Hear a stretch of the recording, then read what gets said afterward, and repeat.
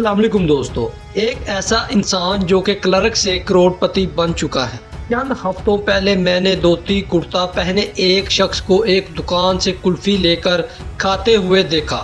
وہ کلفی اسے کچھ پسند نہیں آئی۔ 15 روپے کی کلفی پھینکنے کے بجائے اس نے اپنے پیچھے کھڑے ہوئے گن مین کو پکڑا دی۔ دوستو، میں ہوں آپ کا ہوسٹ عمران علی، آپ دیکھ رہے ہیں ڈیلی لائف۔ اس انسان کی بات کریں تو وہ انسان بحریہ ٹاؤن کا مالک ملک ریاض حسین تھے، جن پر الزام ہے کہ وہ لوگوں کو کروڑوں روپے بطور تحفے میں ہی دے دیتے ہیں۔ ملک ریاض کبھی ایک کلرک ہوا کرتے تھے، لیکن اب وہ ایک کروڑپتی بن چکے ہیں اور ان کا دولت کمانے کا سفر ابھی تک جاری ہے۔ 63 سالہ ملک ریاض ایک ٹھیکیدار کے گھر میں پیدا ہوئے اور والد کے کاروبار میں خسارے کے بعد میٹرک پاس ملک ریاض کو کلرک کی نوکری کرنا پڑی اور بعد میں فوج میں ایک نچلے درجے کے ٹھیکیدار کی حیثیت سے کاروبار کیا۔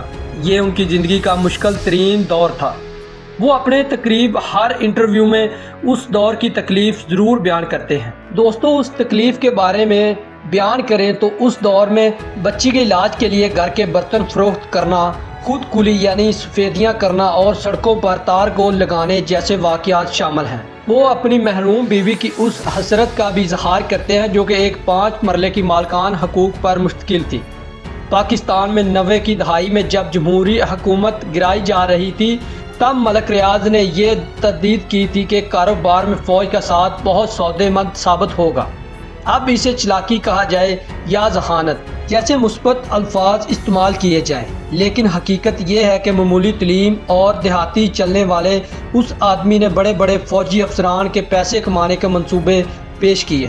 ملک ریاض کے خلاف مقدمات کی پیروی کرنے والے ایک وکیل کا کہنا ہے کہ انہوں نے سپریم کورٹ میں ملک ریاض اور اس وقت کے چیف ایگزیکٹو کے ساتھ معاہدے کی تصدیق شدہ نقل عدالت میں داخل کروائی۔ معروف عسکری تجزیہ نگار عائشہ صدیقہ نے اپنی ایک کتاب میں لکھا ہے کہ پاکستان کے بعض فوجی افسران نے زمینیں خریدنے میں ملک ریاض کی حد مدد کی اور اس کے عوض ان افسران کو طے شدہ حصہ ملا۔ کامیابی کا پہلا قدم وہ تھا جب نیوی نے راول پنڈی کے ہاؤسنگ پروجیکٹ سے تو ہاتھ کھینچ لیے، لیکن وہ اپنا نام اس رہائشی اسکیم سے واپس نہ لے سکی۔ ملک ریاض کا تیز دماغ ایک کے بعد ایک منصوبہ اپناتا چلا گیا۔ ہاؤسنگ اسکیم کے کسی بھی فیز یا سیکٹر کا اعلان اسی صورت میں کیا جاتا رہا کہ اس اسکیم کا زمین پر وجود ہوتا نہ کوئی نقشہ تک ہوتا، لیکن اس کے باوجود صرف درخواست فارم خریدنے کے لیے لوگ دیوانوں کی طرح لائن میں لگتے اور دھکا پیل کرتے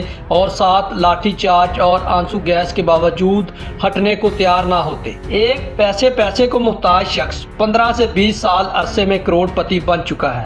اس عرصے میں ملک ریاض پر مختلف مقدمات درج ہوئے، جن میں غریب اور کمزور لوگوں کو قتل کرنے اور ان کی زمینوں پر قبضہ کرنے، لڑائی جھگڑا، دھوکہ دہی سمیت بہت سے مقدمات درج ہوئے جو مختلف عدالتوں میں زیر سماعت، اور بہت سی مقدمات سے وہ بری ہو چکے ہیں۔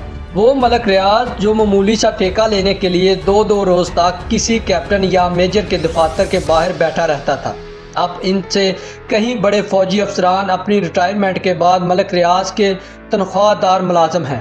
ضرب اختلاف مسلم لیگ نون کے مطابق انہوں نے 9 سابقہ جرنیلوں کو اپنا ملازم بنا رکھا ہے۔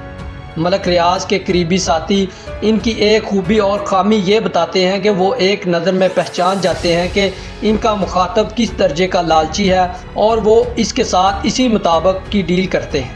ملک ریاض ایک ایسی ہمہ گیر شخصیت ہیں جن کے حیرت انگیز طور پر بیک وقت پاکستان کے موجودہ سابقہ اور مستقبل کے حکمرانوں کے ساتھ قریبی تعلقات ہیں۔ سن 99 میں ان پر نیب کے بے شمار مقدمات تھے، لیکن ایک وقت آیا کہ وہ مشرف کے دوست بن گئے۔ صدر آصف علی زرداری سے اس وقت میں کی گئی دوستی آج بھی ملک ریاض کے کام آ رہی ہے۔ چودھری برادران کا کوئی کام ہو یا تحریک انصاف کے جلسوں کے فنڈ درکار ہوں، چلتی ہوئی ہوا کا رخ پہچان جانے والے ملک ریاض پیچھے نہیں رہتے۔ یہ بات اب پاکستانی میڈیا میں بھی آ چکی ہے، جبکہ صدر آصف علی زرداری اور نواز شریف کے درمیان معاہدہ کروانے والی شخصیت کوئی اور نہیں بلکہ ملک ریاض ہی تھے۔